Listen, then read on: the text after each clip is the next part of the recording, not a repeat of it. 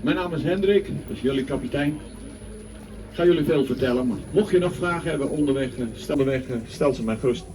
Ik woon hier in Giethoorn en opgegroeid in Giethoorn. Geen enkel probleem. Hello! Nasa Giethoorn kami. Hiervoor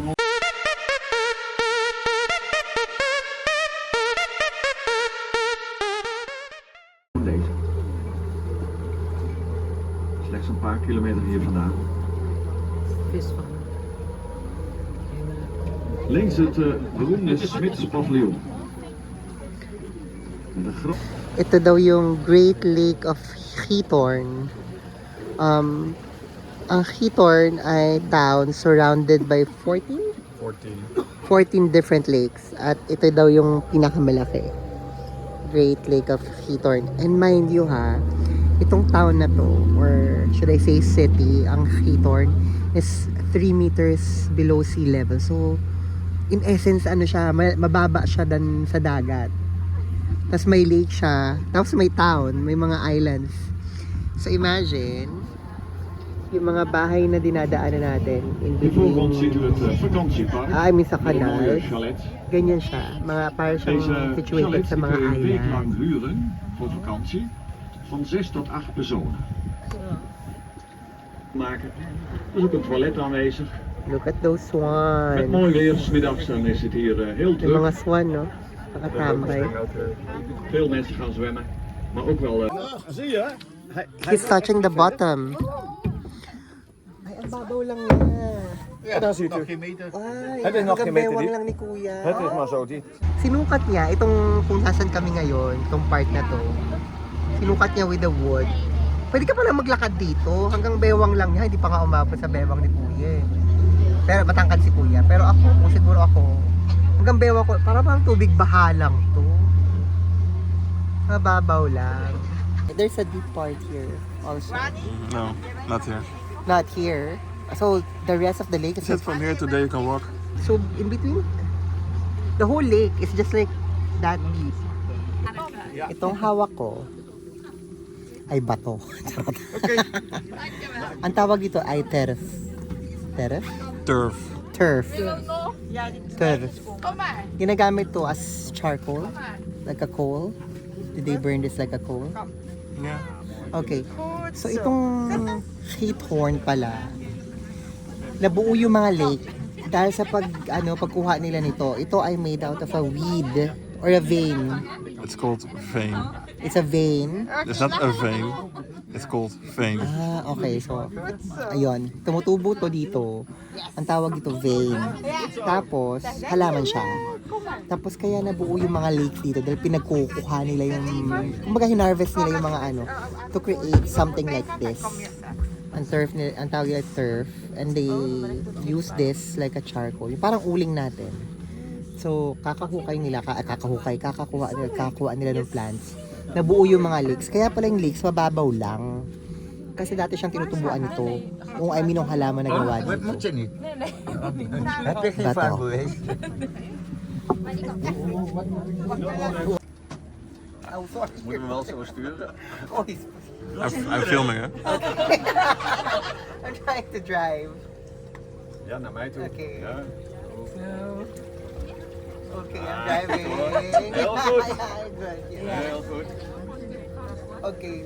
Applaus voor deze mooie. De oude Hooiberg, daar zijn ze bezig. Ze hebben gisteren het oude riet eraf gehaald. En vandaag gaan ze daarmee verder. En dan komt er een nieuw riet op. Zullen we nog heel veel zien? Rietendaken. Dat gaat ook niet anders, want vanaf nu is alles eenrichtingsverkeer verboden. Mirror. En dat is erg noodzakelijk 's middags. May mirror dun, no? Para sa mga intersection nitong kalsada. Ay, yung kalsada, wala nga palang kalsada. Kanal lang.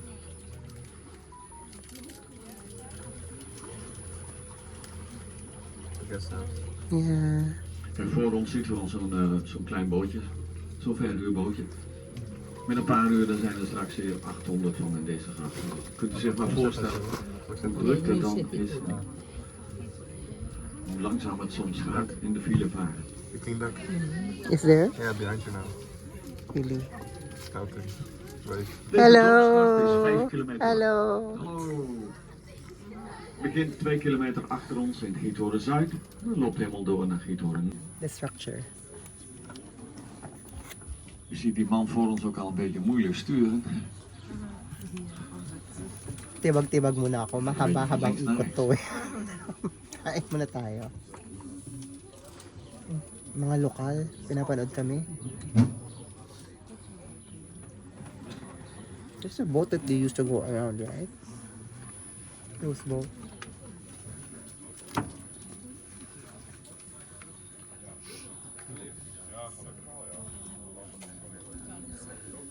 Willabon.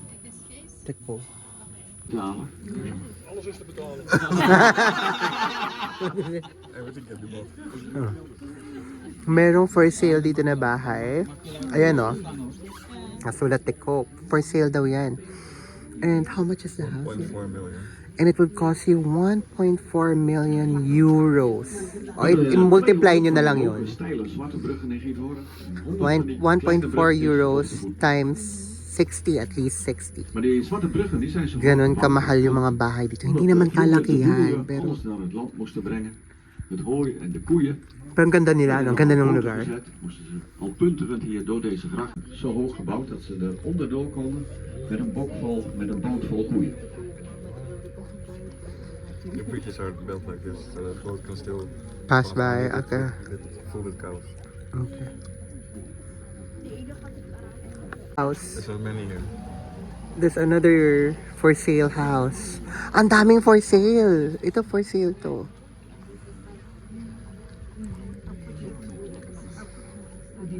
There's another one. Ja, Ito mocht pa u het isa. vorige huis te duur vinden, dan heb ik nu een koopje voor u. Hier links For staan ook twee sale. boerderijen te koop. Voor 1 miljoen euro per stuk. This one is 1 million, they said. Million pesos. Oh yeah, that's basically 60 million pesos, no? Here's another one for sale. Oh, bili-bili na. Diyos ko. Maliit na small houses here. Mel, buy En this. deze Melon, bilhin mo na daw to. 100.000 en 1 miljoen hier. Tapos yung bridge yan, yung mga bridge dito, ginawa siyang ganyan. Kasi may mga boat na dumadaan dito na may sakay na mga baka. So ganyan yung ginawa nila, parang elevated yung mga bridge para magkasya daw yung mga boat na may sakay na baka. Mooie avond erbij.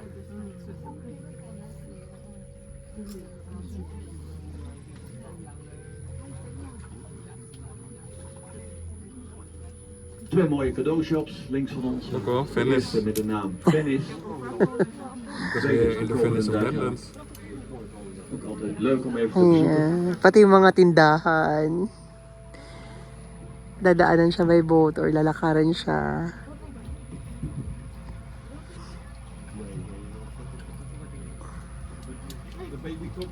Film. Ik schrijf veel. En in de winter, als het begint te vriezen, dan komt hier heel snel een laag ijs op de meren en op de kanalen, omdat het niet zo diep is. Meestal met een dag of 2 is het al. Simbahan. Old church nila to dito. Nasa island din. Vrienden laten.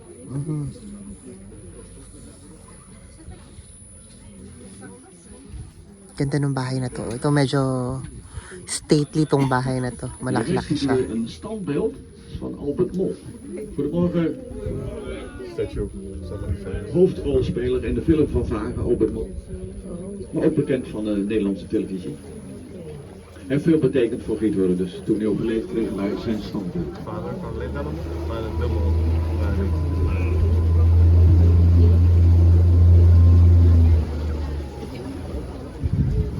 Dag. Dit is mijn collega Alex. Op één na beste schipper van Giethoorn. Kid. Hello! It's the same kid earlier. Nakita na namin yung batang yung kanina. Oh, we're back. We're back. Ja. En de beste schipper. Ja. Burger.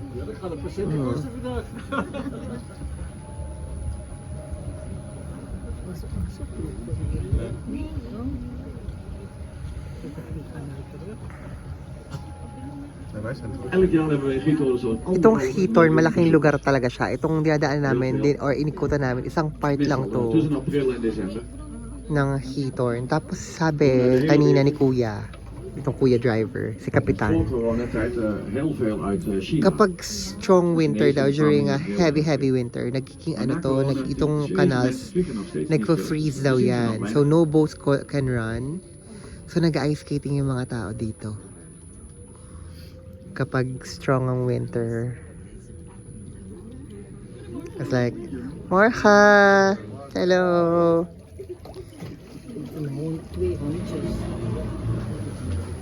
Ayan, yung mga nakakasalubong natin na iba na may sariling bangka.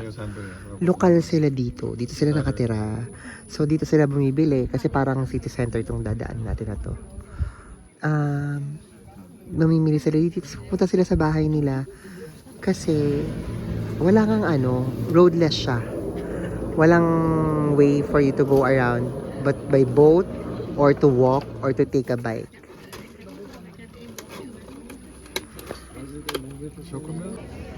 Ito yung city hall nila, Ik oh.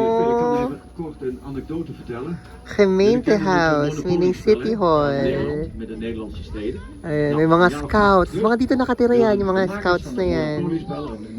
So, talagang lang, roadless tong lugar na to. Yan. Nou, goed idee. Yan ang pinaka-road nila, yung Alleen, ze hadden kanal. een probleem. Ze wisten niet goed welke steden ze dan op het wereldmonopoliespel moesten zetten. De steden van de wereld. En Giethoorn. 3,000 people living Heel here. grappig. 3,000 people living here? The woman said 27,000, but it's 3,000. Okay. Nice story about Monopoly, I can tell you later.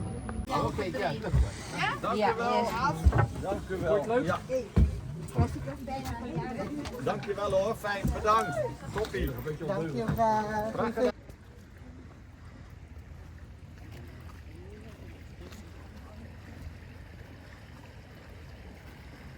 History of Giethoorn goes back a long way. According to tradition, the first residents came from southern Europe. They sought refuge here in the 13th century from both the plague and persecution because of their religious practices. They were known as flagellants because they would regularly whip themselves as penance for their sins. The inhabitants of Giethoorn had a special relationship at the time with their ruler, the Bishop of Utrecht. Rather than being referred to as subjects, therefore they were called St. Martin's folk, after the town's patron saint. Peat extraction began. Oh, peat. Extraction began in this inaccessible region in the 16th century, in which period numerous Mennonites settled here. They too found refuge in Giethoorn, where they could practice their religion freely in their own way. The new arrivals belonged to a radical Protestant movement of lay people opposed to the rules of the Catholic Church. They read the Bible independently and baptized adults. The current church building is Vermaning, literally admonition. Was constructed in 1871 on the site of a former wooden church. It is still a place of inspiration. The church is open regularly for visitors. Ito, puno to ng acorn. Yan, puno ng acorn yan. Tapos sabi nung manong sa amin kanina, si Kapitan dun sa boat, yung puno daw ng acorn ngayon, maagang namumunga. Pag maaga daw namunga ang acorn, it's a sign na ang winter is matindi. Malamig na malamig ang winter this year.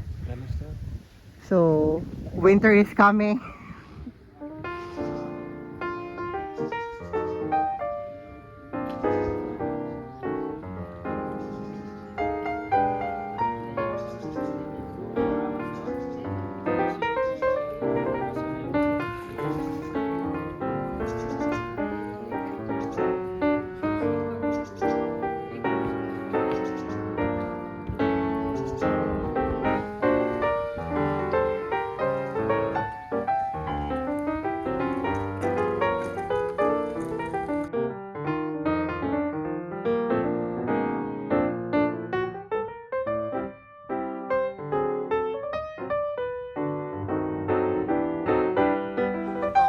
Venice kami. Souvenir shop siya. Mas ang tawag nila Venice. Kasi itong Giethoorn, they name it as Venice of Netherlands. Kasi 'di ba puro canals.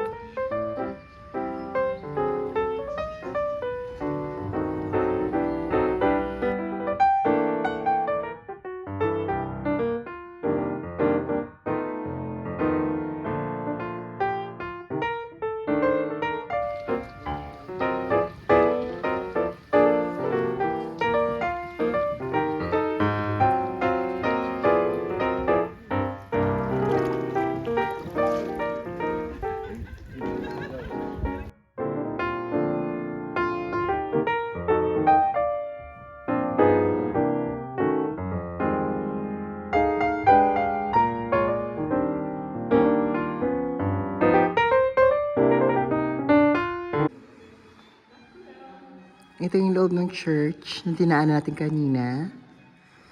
Dati siyang Catholic church, pero for a very long time, Protestant church na siya. Pero ayan pa yung pipe organ na nilay nila dito before.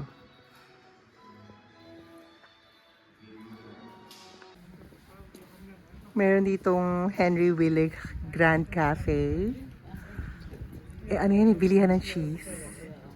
Pero meron silang restaurant. Parang gusto ko puntahan yan mamaya.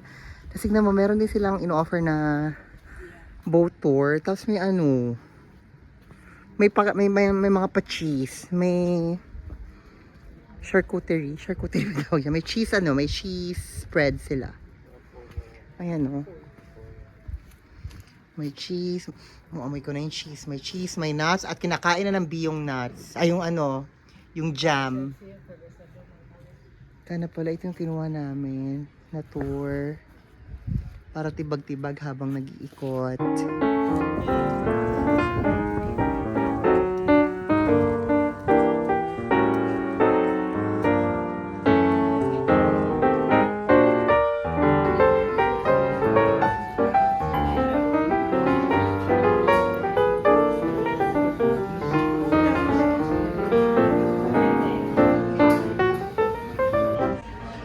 Kami magla-lunch sa Henry Willig Grand Cafe. As I've mentioned kanina, yung Henry Willig is a cheese brand na kilala dito sa Netherlands. Kasi ngayon lang kami nakita ng cafe na under its brand. So, biglang yung kasama ko, si Ramon, ay addict sa cheese. Gusto niya dito kami mag-lunch. Ako naman natuwa kasi meron silang beer na under their brand din nila. Ano lang siya, binubrew lang siya for this particular cafe. So, simple lang in order namin. We have order of fried chicken, kaso wala silang kanin, wala daw rice. Kasi yung cheese board ni Ramon, yun lang, we're gonna eat first. It's a nice restaurant.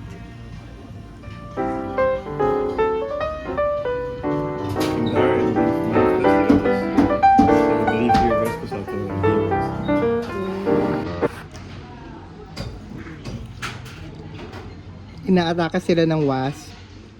For some reasons, itong panahon na to, ang daming wasp sa labas. Bubuyog. Ayan, nag-hoodie na si ating... Kanina doon kami nakaupo sa labas din, doon sa pwesto na yon. Kasi maganda yung view, maganda yung breeze ng hangin. Tapos may mapula na ako dito.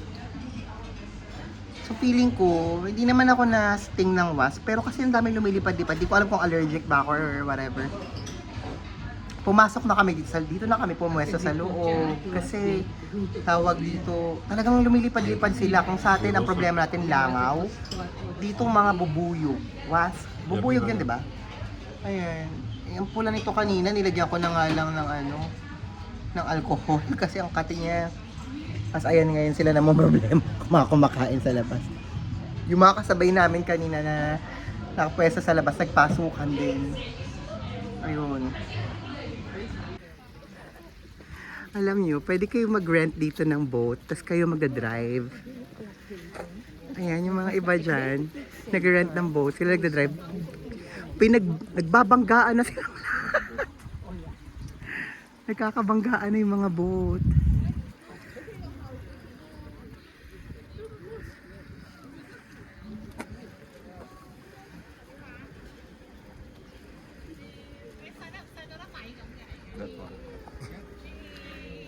Ayan, tignan mo, ito mababangga to. Nakaliko si Kuya. Oh, sorry. Sorry. Boom. Banggaan siya. O yan na, banggaan pa. Tita daw tinakasola. Nakasamawa ni tita. Ayun pa, o bangga, o boom. Hala, sige. O yan pa, sigsag na siya mata. Sigsag na. All good. Sigsag, umandar si Kuya.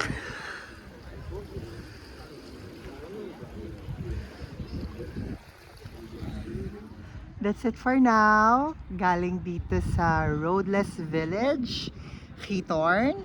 Until next time, duy-duy. Andun yung mga kasama ko pupunta sa grocery daw. Bye! Uwian na. So time to sleep again.